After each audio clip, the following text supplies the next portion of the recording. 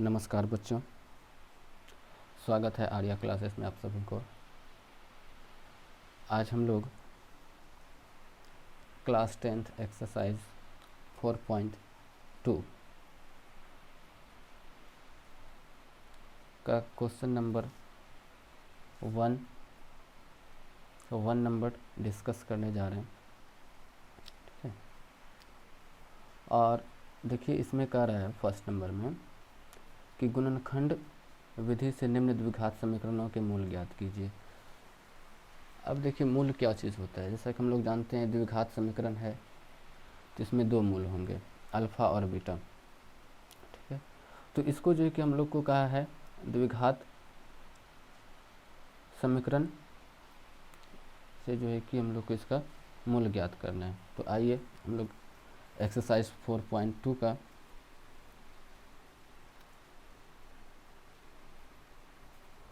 One का जो है 1 नंबर देखते हैं।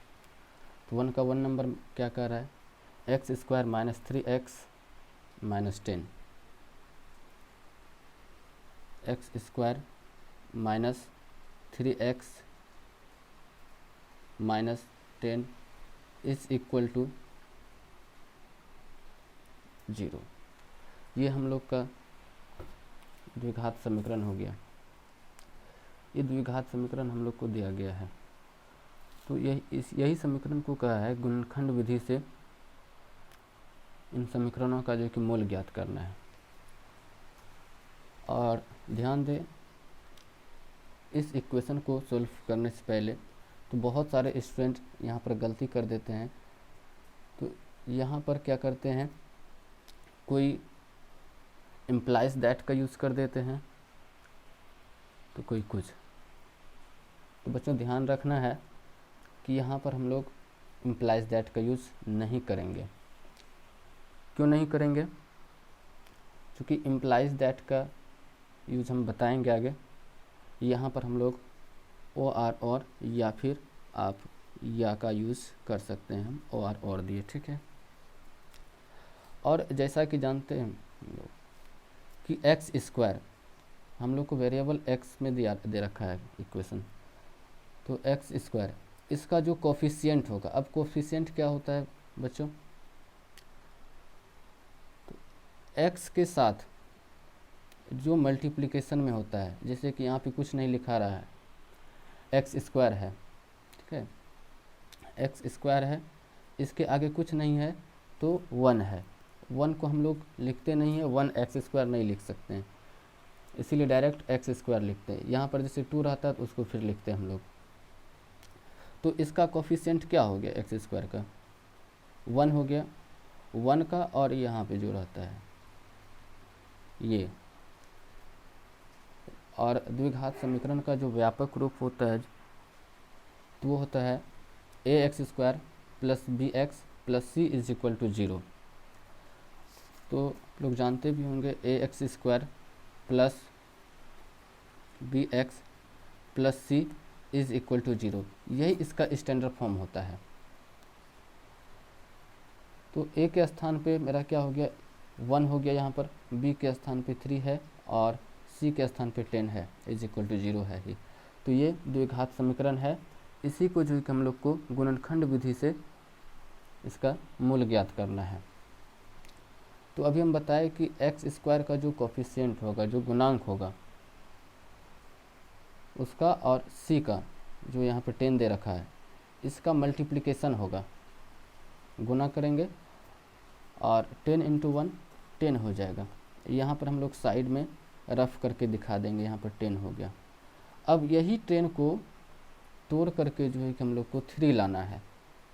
क्या लाना है, 3x, वो भी माइनस में माइनस 3x लाना है।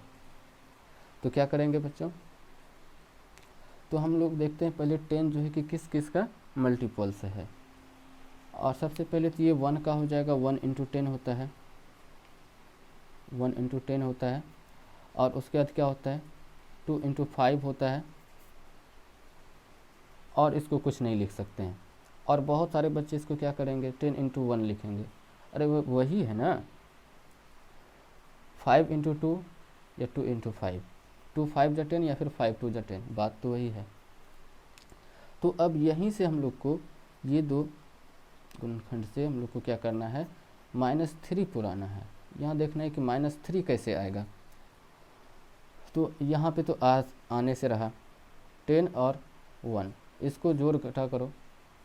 अगर 10 को -1 कर दो 9 आ जा रहा है, तो हम लोग का ये कंडीशन मैच खा रहा है। 5 में से 2 घटाएंगे तो 3 आएगा, ठीक है। तो यहाँ पर क्या करेंगे, 2 को प्लस में रखेंगे, तो x स्क्वायर प्लस 2x और -5x, x square plus 2x minus 5x। तो इसको जो है कि तोड़ करके फिर हमको यही लाना है -3x, क्या लाना है, -3x लाना है। तो ये -3x से हम लोग का आ गया, चूँकि plus 2x minus 5x -3x हो जाएगा।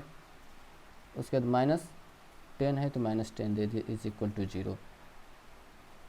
अब फिर यहाँ पर और लिखेंगे, या फिर हिंदी में या का यूज़ कर सकते हैं हम लोग, ठीक है बच्चों।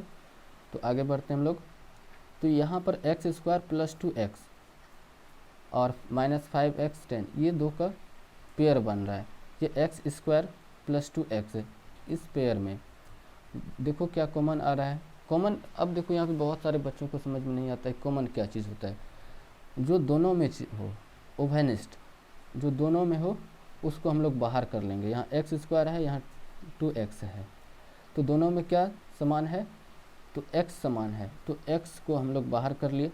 यहाँ पर क्या बच रहा है, 2x था, एक x निकल गया, तो बचा कितना, एक x बचा। तो यहाँ पर x लिखेंगे, x लिख दिए, यहाँ से x आ गया है, क्या बचा, 2 बचा प्लस 2, तो x इंटू एक्स प्लस 2, यहाँ पर -5x -10। अब इन दोनों में क्या कॉमन है, अब इन दोनों में देखो बच्चों 5 कॉमन है, और साथ में -5 कॉमन ले लिए हम लोग, और यहाँ से -5 निकल गया, यहाँ पर क्या बच रहा है x, और यहाँ पर -10 था, माइनस कॉमन ले लिए हम लोग, माइनस माइनस प्लस हो जाएगा, plus 2, 5 into x plus 2 is equal to 0, ठीक है बच्चों। और एक चीज़ ध्यान देना कि ये जो हम लोग कॉमन ले, ये बीच वाला टर्म, ये x प्लस 2 और ये x प्लस 2 दोनों ही समान आना चाहिए, और यहाँ पर यदि दोनों समान नहीं होता है तो फिर इक्वेशन गड़बड़ा जाएगा। इस चीज़ को ध्यान में रखना है, ठीक है। और यहाँ से लोग फिर और का यूज़ करेंगे, या तो पहले बाहर वाला रखो या फिर अंदर वाला रखो। तो चलो x प्लस 2 ले लिए, और ये x minus 5 is equal to 0, ये हो गया। अब यहाँ पे x plus 2 into x minus 5 is equal to 0। इसका मतलब क्या हो गया, x प्लस 2 के लिए भी 0 है और x माइनस 5 के लिए भी 0 है, क्या बच्चों। तो दोनों को बांट देंगे, या तो यहाँ पे हम लोग पहले x plus 2 is equal to 0 लिखेंगे, या फिर x minus 5 is equal to 0 लिखेंगे। इसको लिखने के लिए हम लोग फ्री हैं, पहले किसी को लिख सकते हैं, इसीलिए यहाँ पर आइदर का यूज़ करेंगे, EIEHER, आइदर का यूज़ करेंगे। आइदर मीन्स क्या होता है, चाहे यहाँ से हम लोग कुछ भी ले सकते हैं, कि x प्लस 2 को पहले रख सकते हैं या फिर x माइनस 5 को पहले रख सकते हैं। तो x plus 2 is equal to 0। अब हम बताए थे कि इम्प्लाइज दैट का यूज हम लोग सीखेंगे आगे। तो यहाँ पर देखो x plus 2 is equal to 0, यदि इसी लाइन में लिखना हो, यदि इसी लाइन में लिखना हो तब हम लोग इम्प्लाइज दैट का यूज़ करते हैं। हम इसी लाइन में लिख रहे हैं, इसीलिए यहाँ पे x, यहाँ पर हम लोग इम्प्लाइज दैट दिए। अब देखो x plus 2 is equal to 0 है, 2 इधर प्लस में इधर आएगा तो माइनस में, x इज इक्वल टू -2 हो गया। आ गई बातें समझ में, बढ़ते हैं आगे हम लोग। और बच रहा है x माइनस 5, इसके लिए भी है 0 तो लिख दिए। अब यदि हम लोग को इसी लाइन में लिखना होगा तो इम्प्लाइज दैट की यूज़ करेंगे, और इसके नीचे लिखेंगे तो और का यूज़ करेंगे, या फिर हिंदी में या का यूज़ कर सकते हैं, ठीक है। तो हम लोग इसी लाइन में इसको लिखते हैं, इसीलिए implies that x is equal to 5। तो यहाँ से हम लोग को x का दो वैल्यू आ रहा है, -2 और 5। x का वैल्यू -2 और 5। यहाँ पर कोमा देखो, AND एंड और का यूज़, एंड को और या फिर देन, इस तीन चीज़ को रिप्रेजेंट करता है। यहाँ x का वैल्यू -2 और 5 हो गया, तो हम लोगों का आंसर आ गया है यही, x का वैल्यू -2 और 5 आंसर। या फिर हम लोग लिख सकते हैं अतः या हैंस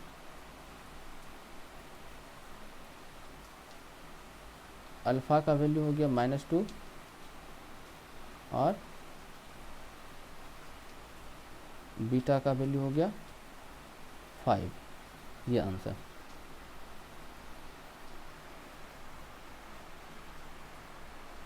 ठीक है बच्चों,